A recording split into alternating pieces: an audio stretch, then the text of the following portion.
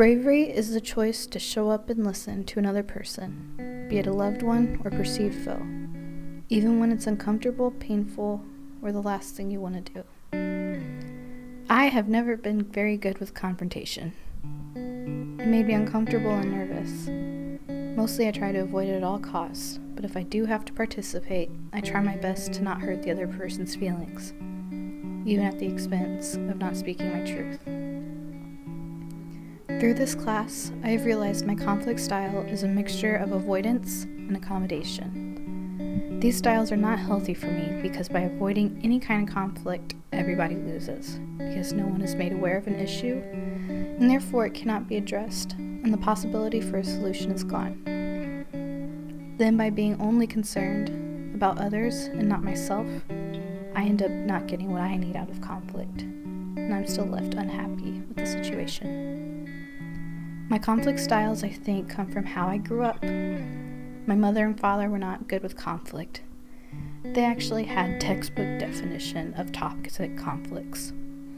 They would yell, name call, curse, and a lot of times this led to physical aggression. Nothing would ever be solved after their fights.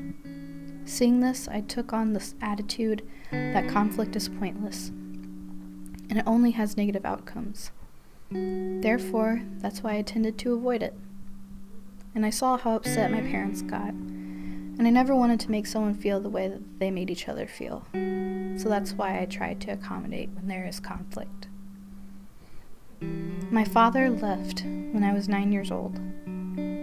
I've not had a relationship with him in 12 years. This class helped me better understand how to have conflict and the benefits of having the conflict with those who have hurt you. A few weeks ago, I found my father. We've met a few times, and we're starting to get to know each other again. My father and I have some issues that we need to address in our relationship in order for us to move forward. I'm using the tools from what I've learned from the class to help me get through this. One of the tools that I'm using is the conflict management steps. I'm defining my needs with my father, and he is defining his with me. We are slowly working together to come up with resolutions. I knew that I did not want to be too accommodating again, so defining my needs was very important to me.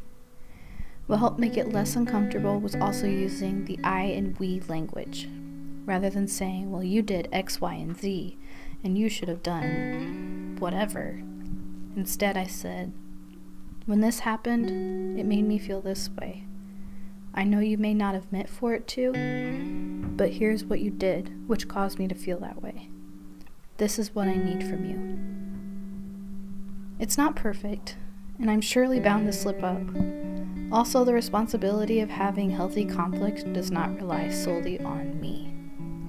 It takes both people ready to listen, willing to change their behaviors, and actually defining what they need. Conflict isn't easy. It can be totally uncomfortable, but it does not have to be toxic. This applies broadly as well.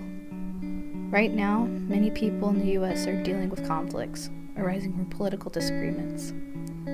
Friendships are falling apart, relationships are being broken. I think it's because it's easier for people to stonewall than to actually have healthy confrontation.